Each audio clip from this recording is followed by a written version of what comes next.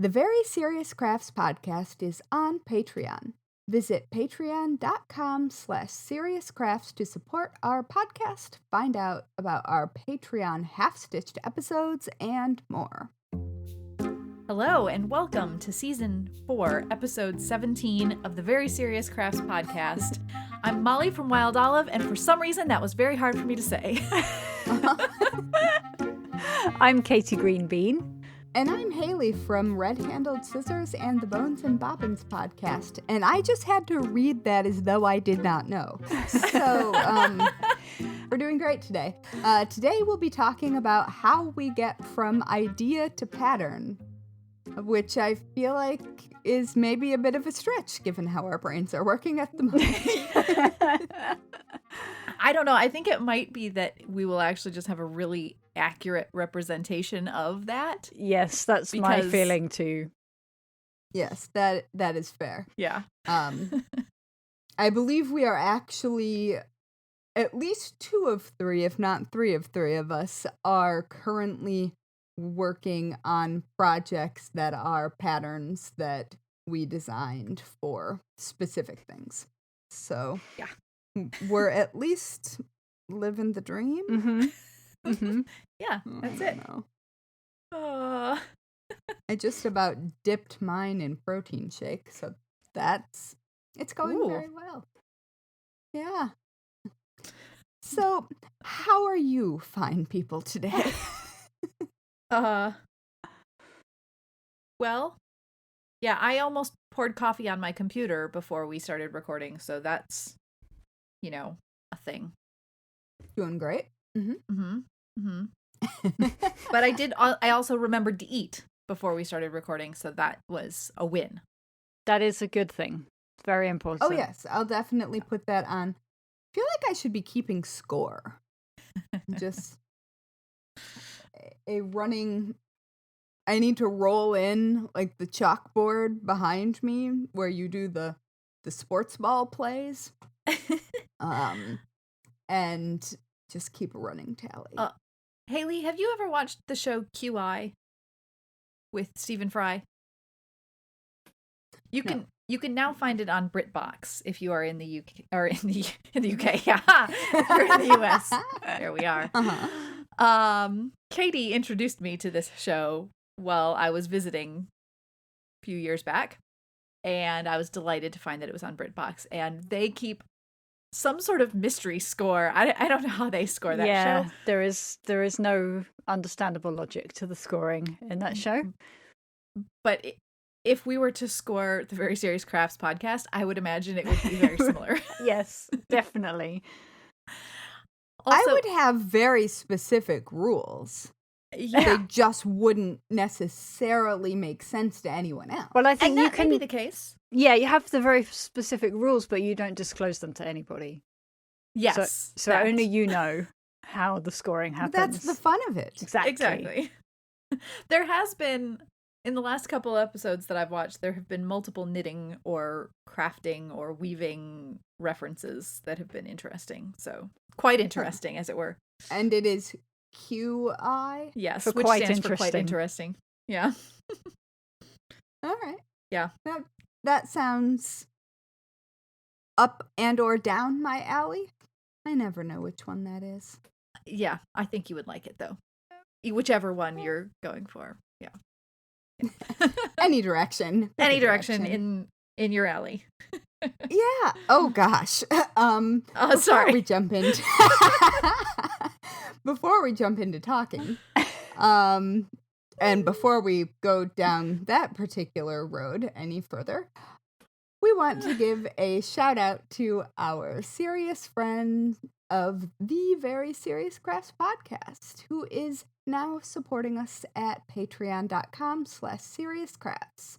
Many thanks to Kristen. You're the best. And also many thanks to all of our serious friends. You are also the best. We appreciate you. Yay, thank you. Hi, Kristen. Welcome. All right. What a delightful episode to be ushered into the group. Yes. Where once again we all fall apart on recording. Hey, it hasn't happened To be yet. fair, Yet being the operative word. I was unaware that we were ever all in one piece. There is that point. This is true. Yeah. I mean, I reference my panic of realizing I wasn't wearing socks earlier. So, but we're doing great. We are doing great. And so Quirky creativity is accurate. Also, somehow while I was sitting here working on this, I managed to like scratch my finger, and there's actually just the tiniest bit of blood, and now I'm so worried I'm gonna get stuff on my project. All right, we're just gonna be very careful here. This is exactly how we are starting this, and I'm gonna try not to flip you off while I'm stitching. We've drawn blood already.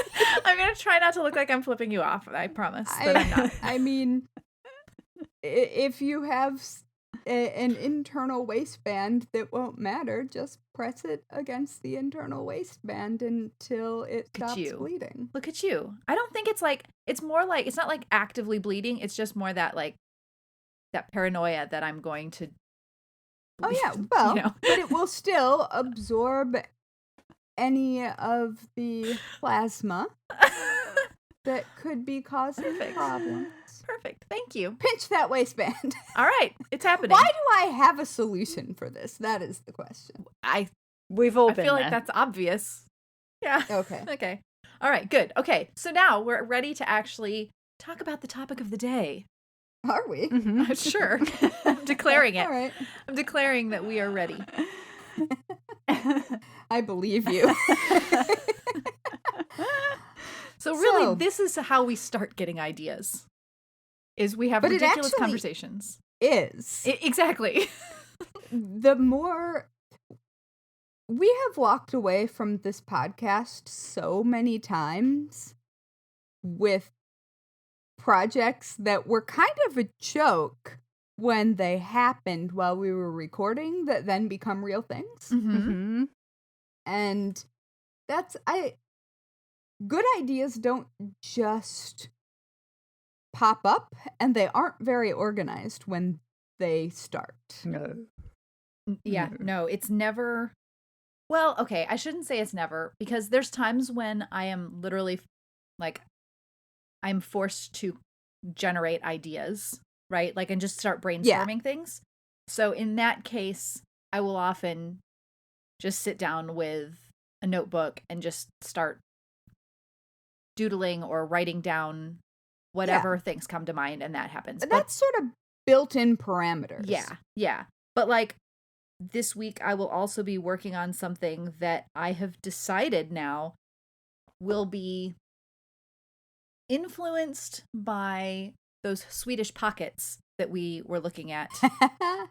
Because, and it's not like a pocket that I'm making, but it's going to be like, it's a non-pocket inspired by pockets? Exactly.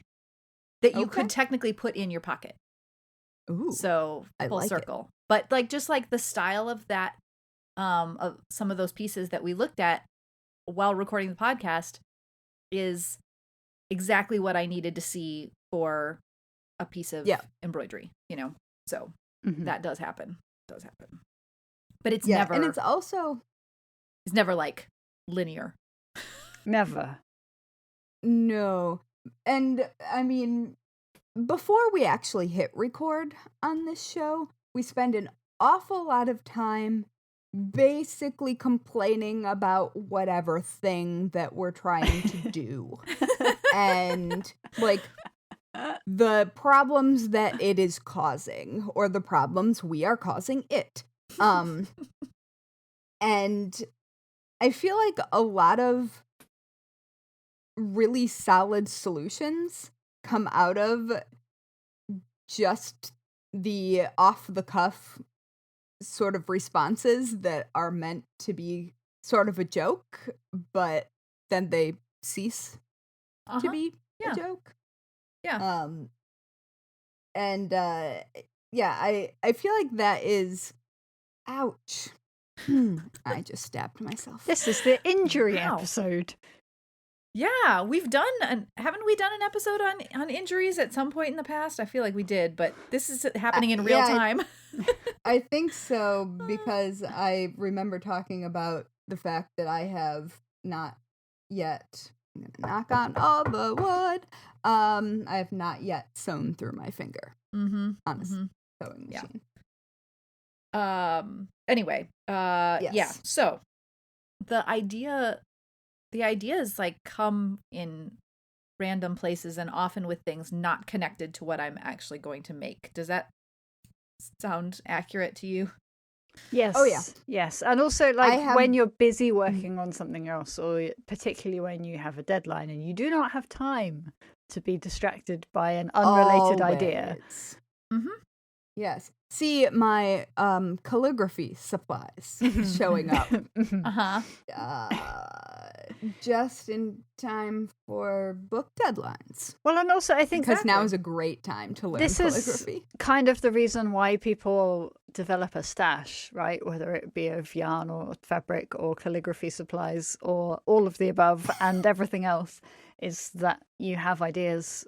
Like, while you're in the creative process for one thing, your brain is doing creative thinking about another thing at the same time, and you get excited. Yeah, and you're there's like, a lot of back burner yes, thoughts that Well- happen while you're in the process of the repetitive motion of making. Exactly. That's what I was going to say. Like in the same way that ideas might come to you while you're in the shower, and it's because you are just kind of in this zone of something that you don't have to think about.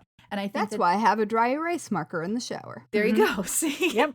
But it's, if you are doing It doesn't work as well as I want it to. For the record. by the way, there's a company, Field Notes. Are you familiar with Field Notes? They're like moleskin Oh, notebooks. very, Yeah. very familiar. They have one that they made that's waterproof paper. You could have that. You could have that in your shower. I can see Haley's mind slowly exploding. Oh no. I might have an extra one. I've never taken mine in the shower before, but now Well, now I feel like I we need know to that try. I'm going to immediately. Yeah. All right. I mean, I just, Yeah. I'm going to need to order this right now. I don't know if they're even still available, but I will. If I it's will not, find them. If If it's it's not, not, somebody I'll- will have a version of it, Yes. surely. So Yeah, many I people have will- this experience.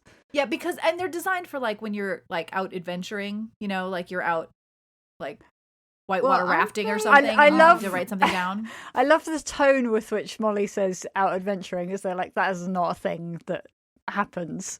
I have ideas happen when to I'm out me. adventuring. This would actually be perfect for you. You go out for Oh. a swim and you've got an idea. A Exactly. 3-pack is inexpensive. Yeah, no, they're not bad at all. They're Oh, I expected them to be Um, more expensive than I know about these because I know about waterproof paper and things like that because, underwater archaeology and such. Like, Because that's an obvious thing That- that you're into. all right, I can explain. Now I need a pen that can write underwater. there you go. I know that those exist I mean, as that's well. got to exist, right? Yep. Yeah. Yep. They exist. Anyway, yeah, so it's in the midst of these kinds of like underwater explorations or no, I'm sorry. Like doing some repetitive thing that the idea comes along. I would design a and- quilt while underwater exploring, except I hate being in the ocean. Yeah, no. Cenotes, man. Okay, perfect. Good. Wow. We've gone in several directions that were unintended, but that is also how design works. Yes. Exactly. Because sometimes the thing that you think you're doing ends up being working so much better for a different idea Mhm. also. I think that happens a lot. Like, as people who have either listened to the podcast for a long time or people who own my books will know, I, generally speaking, do about one book with kit a year.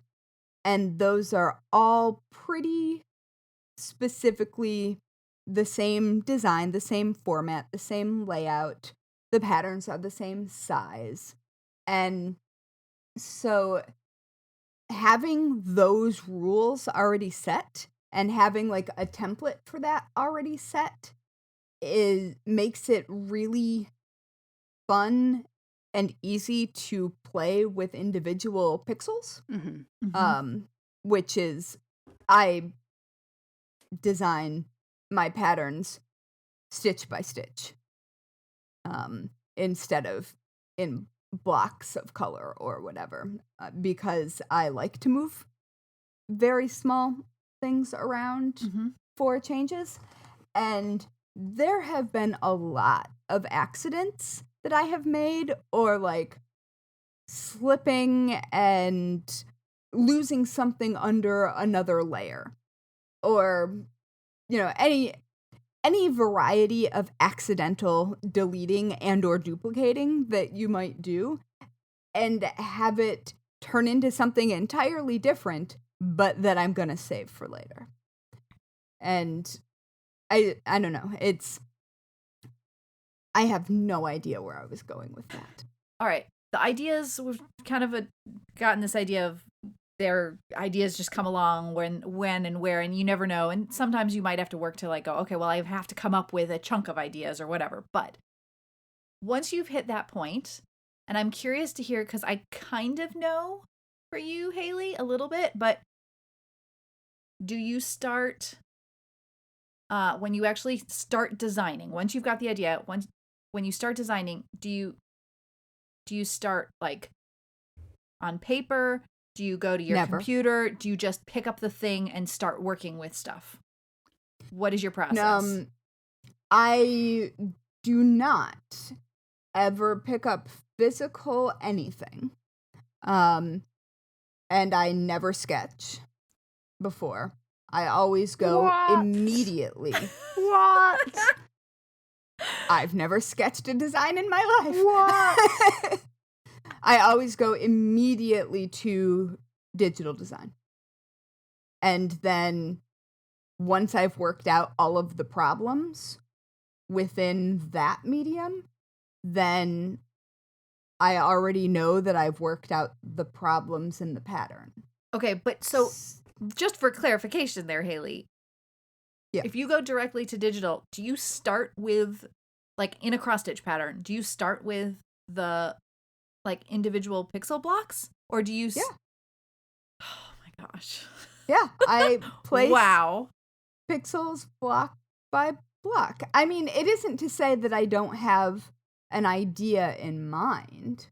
So like if I'm writing a book with 12 patterns in it, like my Golden Girls book, I will have, generally speaking, either been given by the publisher or made myself a list of like quotes or themes or whatever.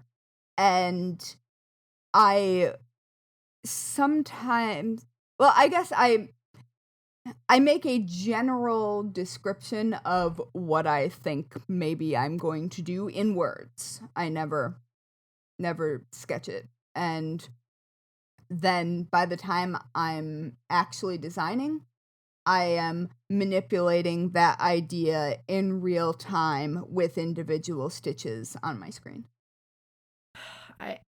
This boggles my mind.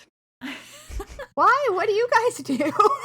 Yeah, Katie, I want to hear what you do. I mean, yeah, I want to hear what you do, Katie. I mean, I think by drawing, I'm a very visual person. That's not a surprise to anyone, I think. So it's always pencil and paper first before anything else, whether it is going to be a knitting design or a bit of applique or a comic. It's always pencil and paper first. I can't make a thought without a drawing. So the thought of just going straight to, because I guess what you're talking about, the digital medium, is going to be what the final pattern looks like, right? Yeah, it just seems like a waste of time to me. And I don't mean that as an insult. I understand the logic. Make sense. I understand my brain the logic. does not understand why I would spend time really thinking through something in one place and then having to recreate that really thinking through in another place. Yeah. But I completely understand, like, I am not an artist. Beg to differ, but carry on. Yeah. But I mean, I don't, well. But I would say potentially if you have had some form of like art or design training, I haven't had any. Yeah, like they hammer it into you that you should be like sketching first or creating thumbnails or that kind of thing. So I think that probably but why? Because they grade you down if you don't. I'm not doing it because I was told to. I'm doing it because it makes the most sense, and I can't think unless I do that. Yeah, that's where I am now. And that makes sense to me. Yeah, but also like it makes sense to me for you. It does not make sense to me for me. Yes, if that makes sense. It does make sense. I will say, like, early on when I went to school working on my graphic design degree, there were times when in my head, I could so clearly see exactly what it was going to look like. And I still had to turn in thumbnails and roughs. And so I just had to like work into them the exact design that I knew I was aiming for. Always did, like in school, I always wrote the outline after the paper. Yes, I was that person too. And then somewhere along the way in my mind, it switched and I can't do it.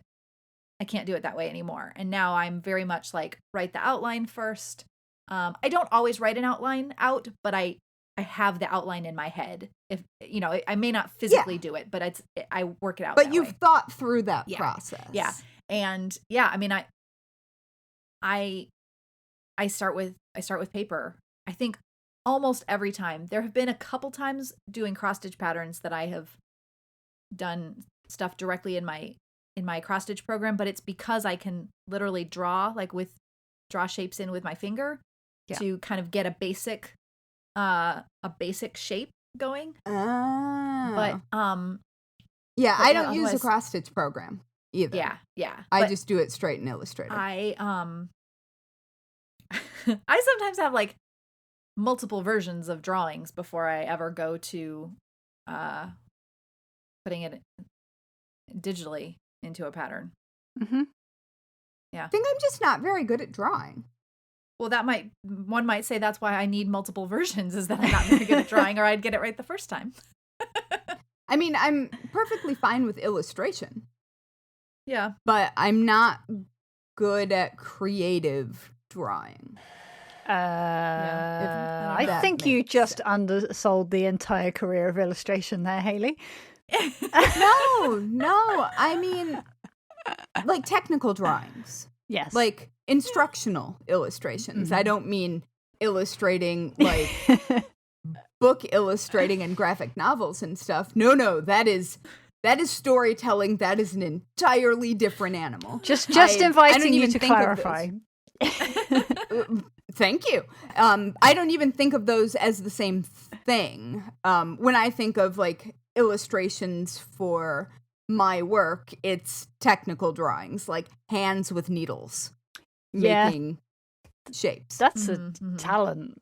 That's a serious talent. Yeah. I can't draw hands doing a thing to save my life. And I'm an illustrator.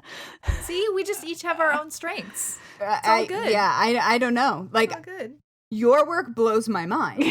I could never. I do not understand how you create something so beautiful using the tools that you use. And I don't Like, understand I how don't- you go straight into Illustrator and play with things one pixel at a time. What the heck? Well, I would just make a mess if I were like using watercolor or something like that. I don't understand how to do that. It doesn't make sense to me. Mhm. And so, yeah, I love hearing about how other people who do things that I can't do them, because it blows my mind. Mhm. I love it. Yeah. Yes. Yeah. Hopefully, as you're listening to this, friends, listeners, that you are Mhm. also going, oh, I never would have thought of doing it that way, because that's part of the point Yeah, of this tell too. us how you do it. But yeah, I would say 99% of the time paper first. Yeah. For even like if I'm making something that isn't, that's like a felt object or whatever, or some printable or whatever, I would say almost every time I still sketch, even if it's like really, really rough, it's still just visually seeing it that way makes a big difference for me. I have just thought of an exception to my rule and an example where I work in Haley's way instead. And Ooh. that is sometimes, not always, but sometimes to design colorwork knitting, I go straight into Stitch Mastery and play with it effectively pixel by pixel, stitch by stitch. See, then you know exactly what I'm There you go. doing. I do know exactly what you mean. Yeah. And that makes sense to me. I do not understand.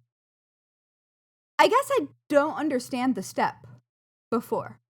I don't understand what sketching does. And I don't need to. Yeah. But man, brains are cool. Yeah. So Mhm. for me, I think especially as I have transitioned into, now I've been doing a certain amount of cross stitch design for years, but especially as I transitioned into it, I was used to working with outlines of figures and critters and things Mhm. like that. And so I needed to work out what it was going to look like if it were in my traditional style of embroidery or illustration. Okay. Then, and so sometimes that will just be like on regular paper. Then I take it and I take that same thing and I transfer it into like on a gridded paper, so that I could kind of look how it was going to be. And then sometimes I jump right to the gridded paper, but then I will start working in, all right, how am I going to need to shape this in these grids, so I would have to reshape think it. I do the same thing. I just do it Yeah. on a screen. Yeah. And then from there, then I actually end up transferring, like I don't put that sketch into the software where I'm working at all. I'm like looking at it side by side and sort of like transferring it back and forth. I don't know if that's like I tend to be kind I of do visual that. kinesthetic. So I'm wondering Yeah. if that, like, I think the drawing part also is definitely part of that kinesthetic element that I think have. that's a really important thing that you've hit on there, is that something about sketching something gives you a familiarity with it. So it actually with the shape sinks into my brain more by doing that. Yeah. And that I think makes sense, because I often will, like if I'm doing an animal or whatever, I will have images of that animal so I can see the shapes like that make up this animal, because I don't usually look at it as a whole. I usually start with the individual shapes. Yep. And then move from there. So I think that we actually have remarkably similar approaches, just executed in very different mediums. Yeah. Oh, that is very interesting. And so when you both move to a final pattern, so my design and then final pattern wrap up at the same time, usually. unless I have like changes that come back from a publisher, or if I'm like making a cross stitch pattern, if I'm stitching, sometimes I will find an error and update a stitch or whatever. Mm-hmm. So generally speaking, my final like delivered pattern file ends when my design ends, like when I'm done messing with things. Oh, how nice. How do you guys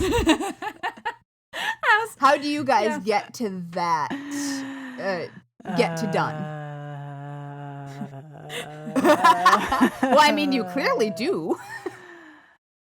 Well, at that point, all that's left to do is finish making the thing, photograph the thing, write out all of the instructions, edit that, import it into Adobe InDesign. I'm not talking about writing a tutorial. I'm talking specifically about the downloadable or printable or like the pattern. Like that I completely understand. That is separate from, like, in my mind, that is an entirely different process from the designing part. Yes, it is. I don't write instructions while I design. Yeah, but like, where do those, because those things have a big crossover in the example of like the kind of thing that Mollie's talking about, or a knitting pattern.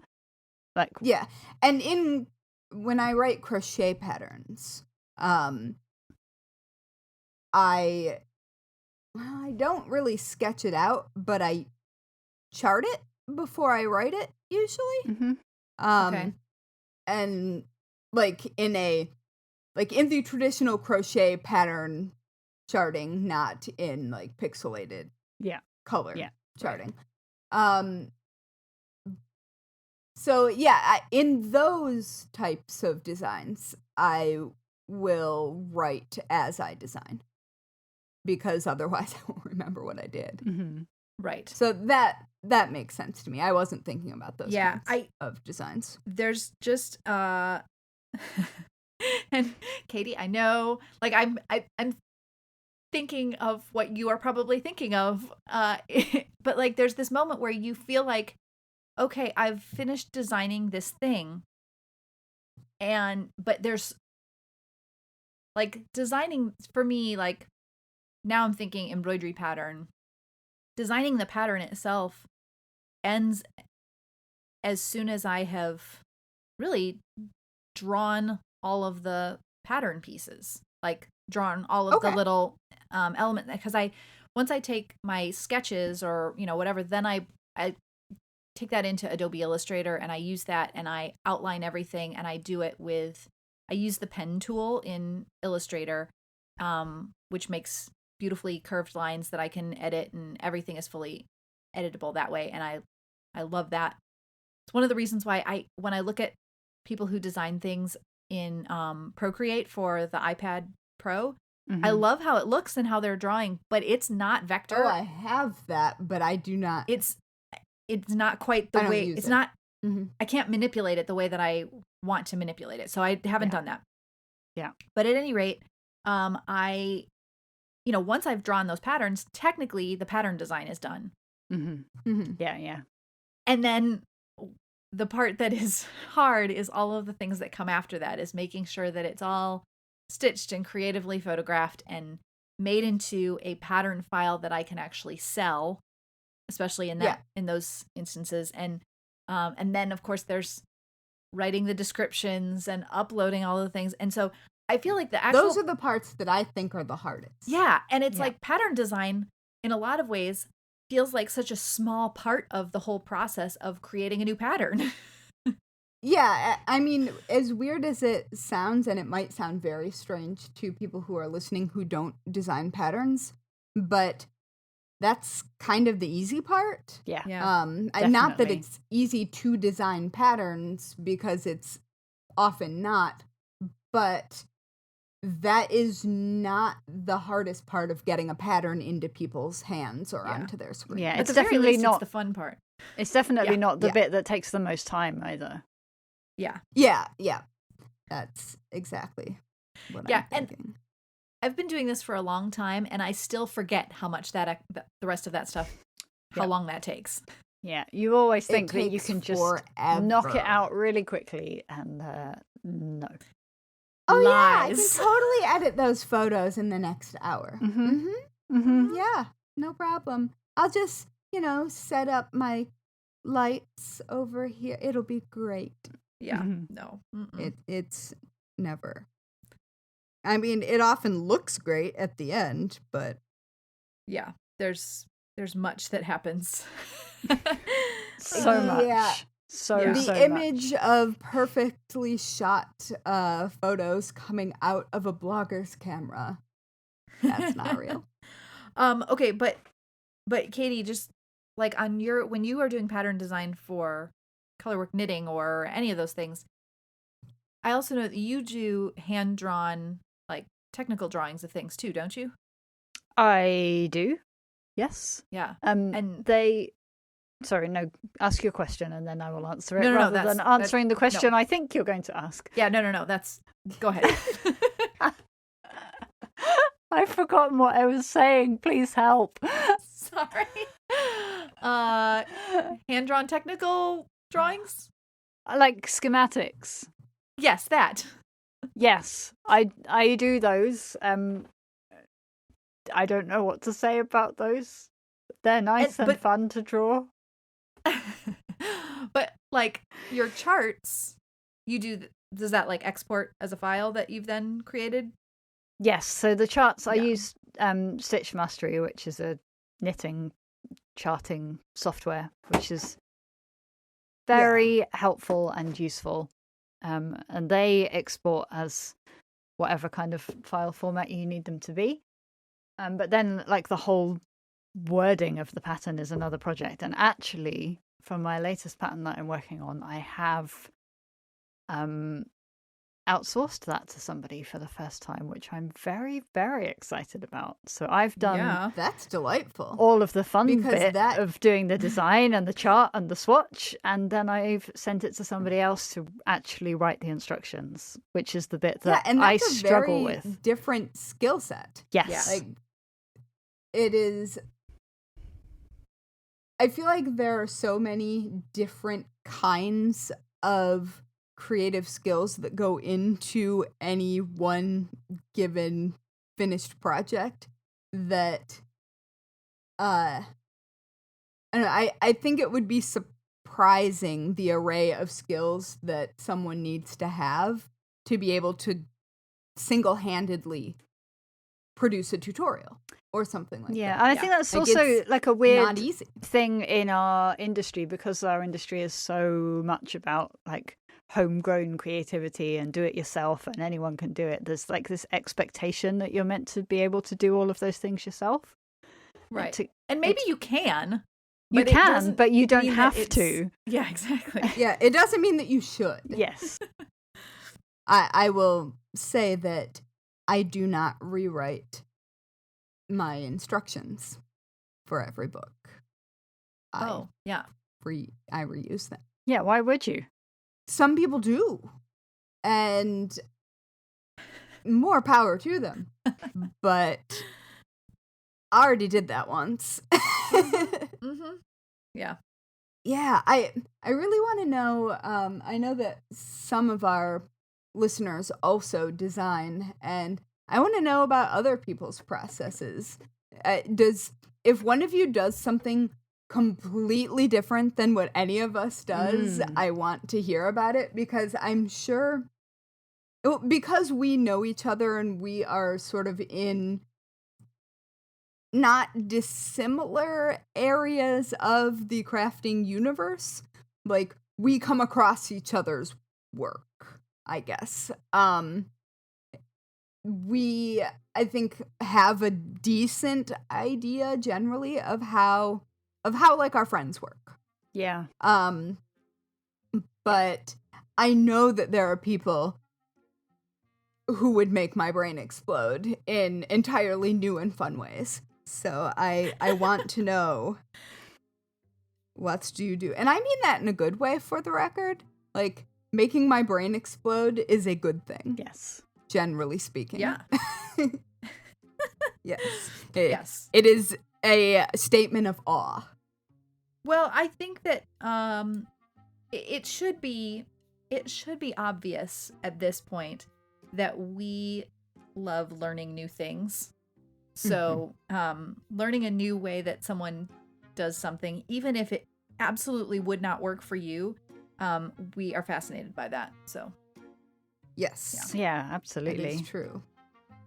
And I did not mean to demean illustration. I know you didn't. I was teasing you. Yes, but I feel bad because it's not what I meant. I And, know. sometimes autism does the thing. I don't think that any of us thought you were trying to say something that Yeah, was gonna. I make know, someone I get know, mad. I know. I just have to say it because otherwise I'm going to think about Okay. it for like the next year. I don't understand. do So, anyway, I appreciate all of the illustrators who actually do way cooler work than I do. Anyway. All right. And on that note, I think it's time to wrap this up. okay. Uh, So thanks for listening to the Very Serious Crafts podcast. You can follow us on Instagram and Twitter at Serious Crafts and on Facebook at Very Serious Crafts. You can also find show notes and all other things Very Serious Crafts at veryseriouscrafts.com. And finally, if you're a fan of the Very Serious Crafts podcast, please leave us a 5-star review on whichever platform you use to listen to podcasts, because good ratings help us show up in recommendations, which helps more people who love crafting find us. the end. Indeed. Bye! Bye. Bye.